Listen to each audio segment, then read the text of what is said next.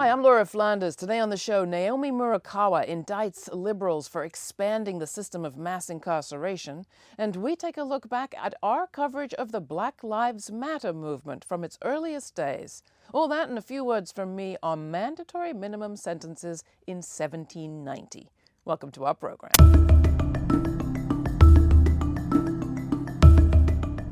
We keep hearing there's mistrust between police officers and communities of color, as if the relationship just needs a little repairing.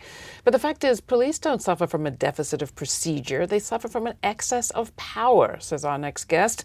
And liberal procedural reforms are not going to change that. In fact, liberals, as much if not more than conservatives, have expanded our criminal code so as to produce today's mass incarceration or prison state. What do we need to do? Not tweak, transform, says Naomi Murakawa, and we would do well to throw out our language about police brutality and profiling. The problem is way bigger. Naomi Murakawa is an associate professor of African American Studies at Princeton and the author of The First Civil Right: How Liberals Built Prison America. Naomi, I'm thrilled to have you here in the studio. Thanks so much for coming in. Let's start with the basics. The first civil right refers to a Nixon term, but your story really begins before that. Take your pick. You want to start with Nixon or where your story starts? Let's start with how liberals built prison America. Okay. So there is a really strong conventional wisdom about who built prison America, and that story is about Republicans and their racial tactics. So think Nixon's silent majority, Reagan's war on crack cocaine, Bush the Elder's Willie Horton campaign. The story there is conservative law and order was for more punishment. But the criminal justice system that we have isn't just about more punishment. It's also about more procedural rights, more guidelines to fix sentencing disparity, more and better trained criminal justice professionals, more alternatives to incarceration.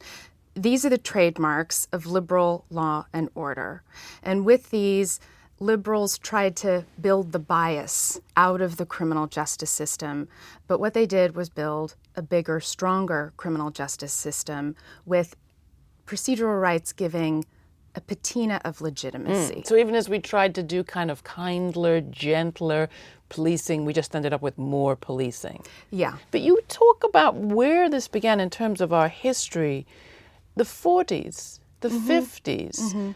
Some of the people calling for these changes were people very concerned about civil rights. Yeah, and there is real concern about civil rights, and there is real need to reform the criminal justice system in the name of racial fairness. But liberals adopted a particular ideology to explain and justify their transformation, and that ideology is racial liberalism, which is a perspective that says the problem of race is an individual psychological problem of bias and prejudice. It's a cognitive, emotional misfire, a rush of hatred or anger or fear that comes from some antiquated stereotype, right? And if that's your conception of racism, then that tells you to transform systems in certain ways. It tells you that bias in the criminal justice system actually seeps in through administrators who have an excess of discretionary power. So the battery of reforms are going to be, let's train people, let's try to get rid of their implicit bias, let's constrain the way that judges can deploy the prejudice in their sentencing. So we have layer, more procedure, more rules, all the while making the criminal justice system bigger. Simultaneously, racial liberalism keeps telling us to look in all the wrong places. How so? It says when we're looking for evidence of racism, we need to find it in the mind of the person accused of being a racist. As opposed to observing racial death the way it happens in reality. So I find it particularly absurd that at this moment, with the world's largest prison system on the planet in the history of the planet, that gets its size from incarcerating African Americans and Latinos, the question on the table seems to be, how do we get evidence of racism? And the answer is, apparently we need body cams as if we need more evidence of racism, right? We don't need this sort of fine-grained detail, what's happening in each individual administrator's head. We need to embrace the perspective that the black bodies killed, that the black and brown bodies put in cages. That's proof of racism. That's what we have to correct. I want to get back to that question of the growth. Is the growth of the prison system and our carceral state, the state that incarcerates people, an inevitable outgrowth of the way these liberal reforms happened, or could it have happened a different way? So when the focus is on professionalizing police, modernizing police, and right now and through the 40s, 50s, and 60s, hiring more police, we have to ask ourselves, what is it that we ask police to do, and what are their tools? Right? So maybe they can be trained to be more friendly, more sensitive to the community, more culturally competent, more polite. But we still have to ask, what's their job? Right.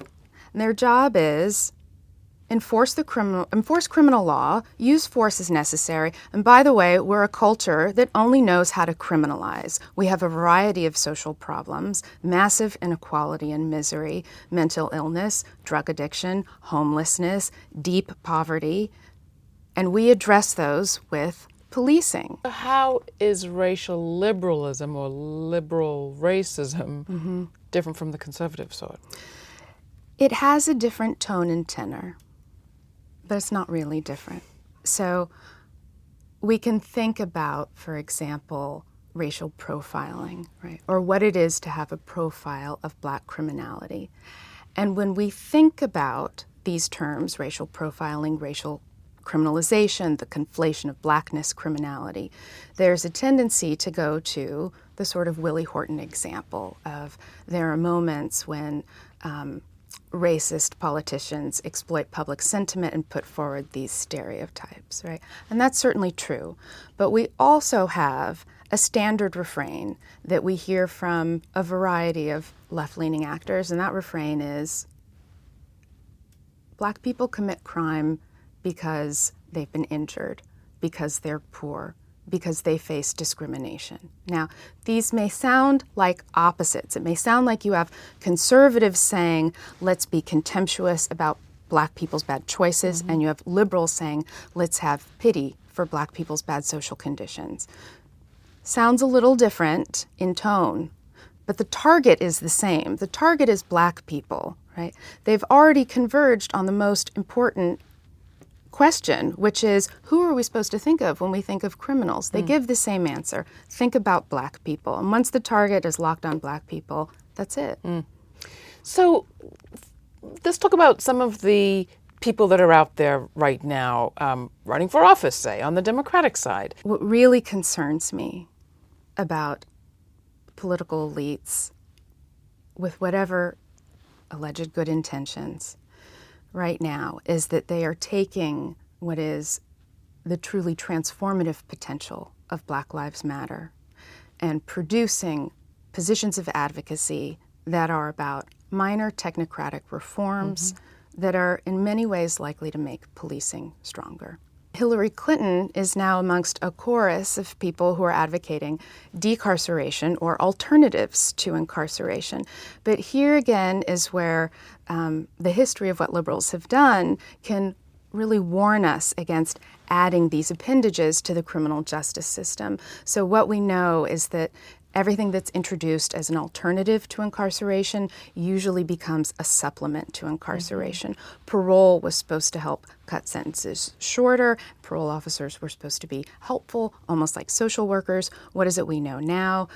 We know that people being reincarcerated are entering through the parole system where they miss a meeting with a parole officer or they get a job in the county they're not supposed to be in, and then they're reincarcerated. We have to be very wary about extending the arms of the criminal justice system. And that's a great example because presumably sentencing is done nowadays with the idea that there will be parole. And then when there isn't, what are you left with? Just the longer sentence. Yeah. Your book is extraordinary. The last, I don't know, 100 pages seem to be lists of capital crimes, crimes for which you can have the death penalty, mandatory minimum sentences, and you make the point that this is all a very speedy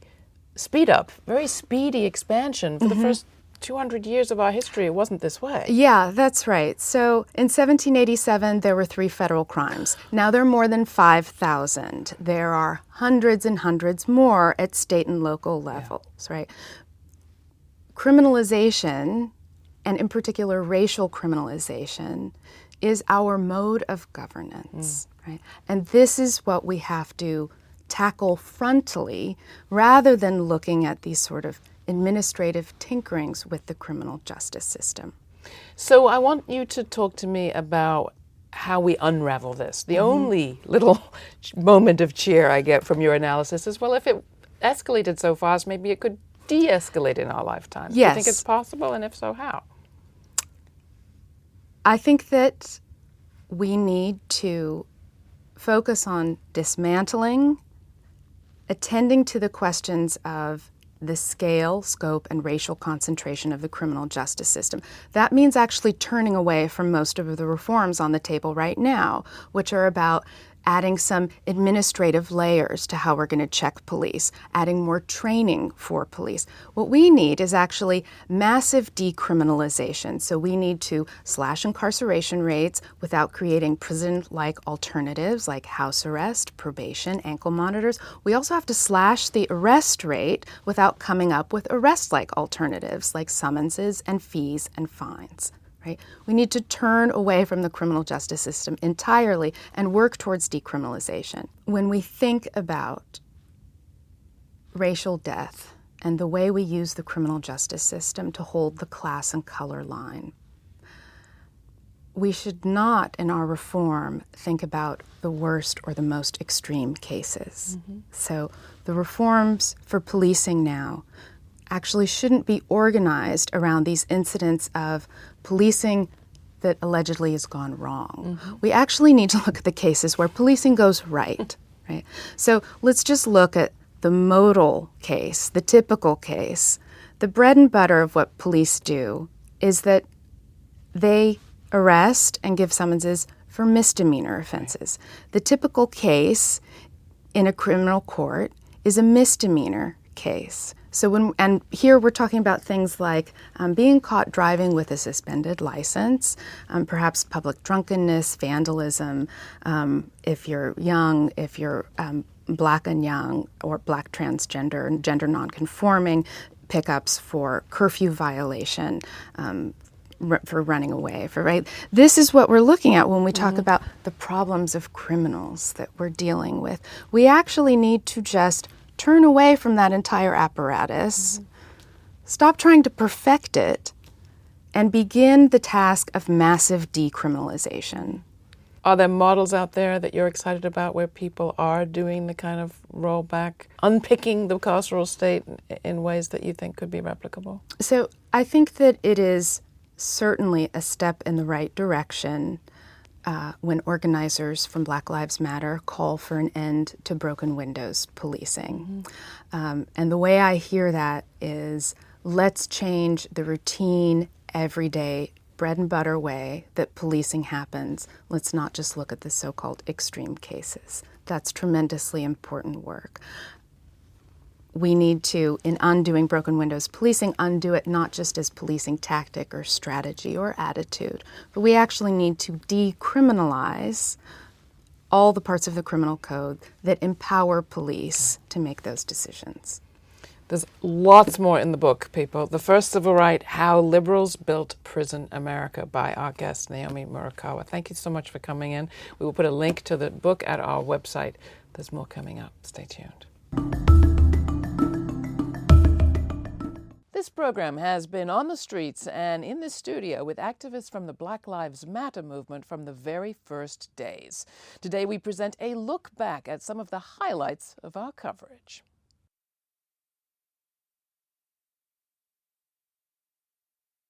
Black Lives Matter really started as a love note to our people. It was really important that we establish a really broad notion of who is Black America these days.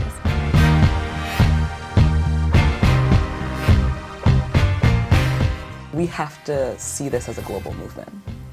We can't see our issues as just domestic issues.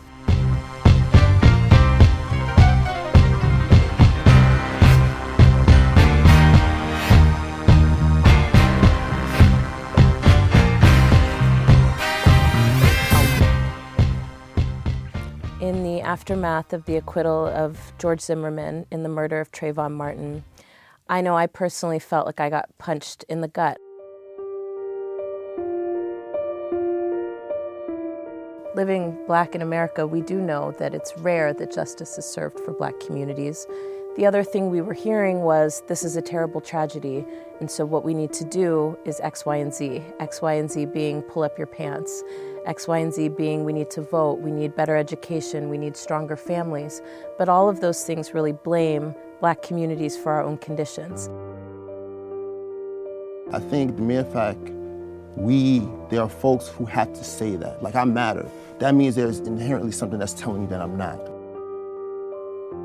Let us live, let us explore, let us, be able to live within our bodies and be comfortable.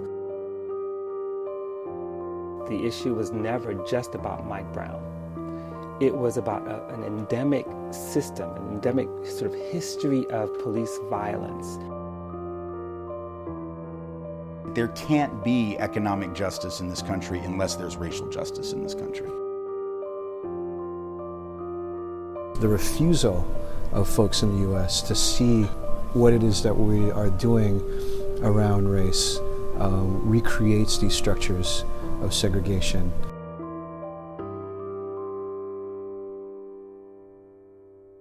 When cops kill young people, anyone, and we blame just the cop, we're making a big mistake, because it is the system that created the violence. We in this country have all been infected by our history of racial inequality. I think we're all compromised by this narrative of racial difference that was created during the time of slavery. And if we're going to free ourselves, if we're going to cure this infection, we're going to have to talk about these errors in our history that we have not yet addressed. The constitutional amendments during and after the Civil War were supposed to free African American slaves. It did something for about 10 years. Then there was a North-South Compact, which essentially granted the former slave-owning states the right to do whatever they wanted. And what they did was criminalize Black life. That capacity to kill is actually a precondition for the capacity to incarcerate. And so we have to address both of those problems. And in order to do that, we have to think about the entire social order. What kind of economy do we want to live in? And how can we organize it in the richest country in the history of the world? The function of law enforcement in the United States is to police the lines or perimeters, as you would say, around sex and gender and around sex and sexuality as much as they are around race. So one of the things that we've been trying to talk about is how the exclusion of women and girls actually undermines the ability to see the structural dimension of the problem. We have a community of folks that are oppressed in many ways in Black and brown communities by different state systems in different ways. We can't think that we can empower them in these communities by saying we're just going to empower the men in the communities, because we're just sort of extending, reflecting, mirroring this sort of patriarchal framework that says that men are front and women are second. And that's not what we need. That's not where we're at.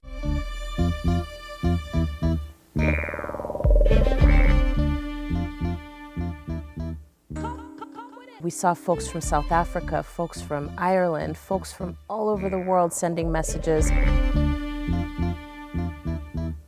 What's important to us in Black Lives Matter is that we are elevating and cultivating the leadership of folks who have not been included in the conversation.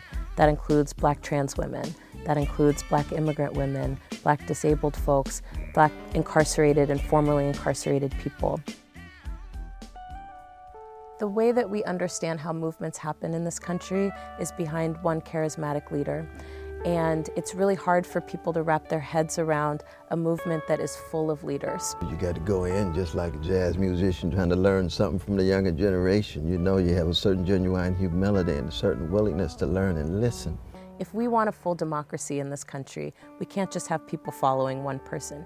Everyone has to feel like they have a stake in shaping the kind of world that we live in. Radical revolutionary movements or movements of revolt are unseen by the mainstream society until they erupt. We need to hear the voices of young people because the Black freedom movement is not going to remain alive if it's not transmitted and bequeathed to the younger generation. When we talk about Black liberation being intrinsic to everybody's liberation, we're really talking about how systems in this country have been not only built off of the backs of Black people and exploited labor, but certainly have been crafted to exclude Black people. And so if we're able to dismantle those systems, everybody has a better chance of living a better life. We want to create a different kind of movement culture. We think it's important, we think we need it, and we don't think that we can survive without it.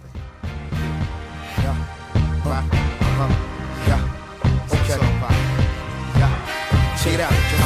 Move. If you got the nerve, lash out for your just desserts. It's not just the words. Some of y'all heads up in the cloud. I'ma bring y'all back to earth. It's black back to burn. Talking about out your mouth, I'm not concerned. Cause y'all got to learn. It's y'all turn like Detroit.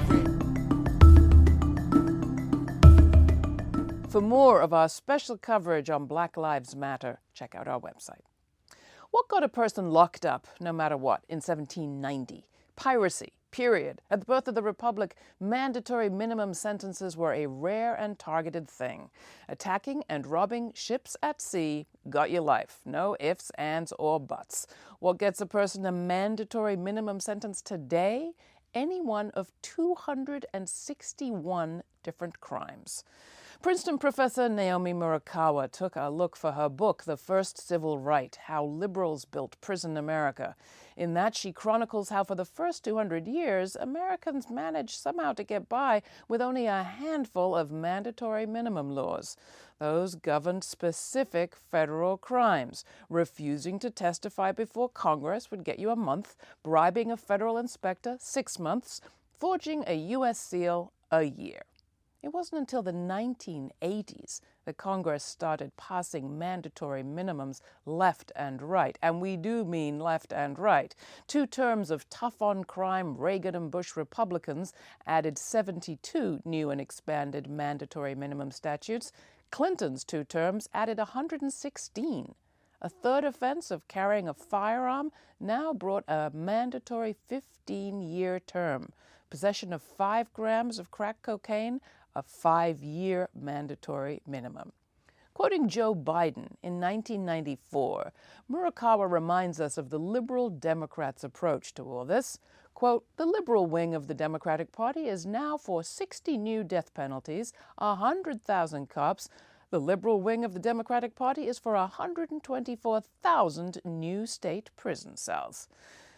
This, let's remember, is the period that saw black versus white racial ratios among the imprisoned go from 3-to-1 to 8-to-1.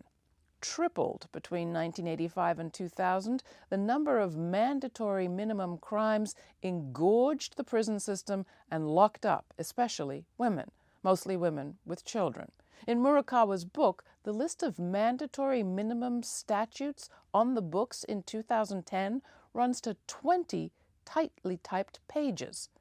The perils of post-war liberal law and order are worth recalling now, says Murakawa, when demands for reform are loud but modest in scope.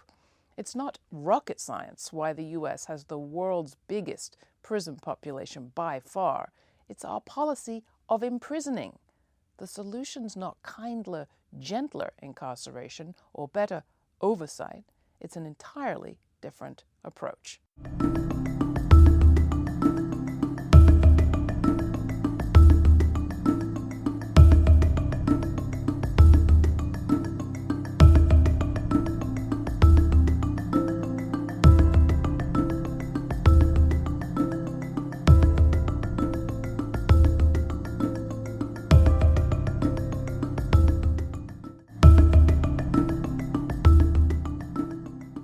week, we talk with anti-racist author Tim Wise. So the stuff that white folks have on their plate is in part being cooked up in the kitchen of white supremacy. And hear from New Orleans public school students who are taking back their schools. Then you cut into the stubbornness of my heart and season it with love, laughter, memories, and heartache. It's all coming up right here. Stay tuned. This week on the Laura Flanders Show, we were recently in LA talking with Eric Mann from the Los Angeles Bus Riders Union. Why is there 1 million black people in prison? It's not just because of capitalism. It's the specific evolution of capitalism in the United States to be a sadistic, racist, imperialist system. And then listen in on my conversation with Pedro Paez from Ecuador.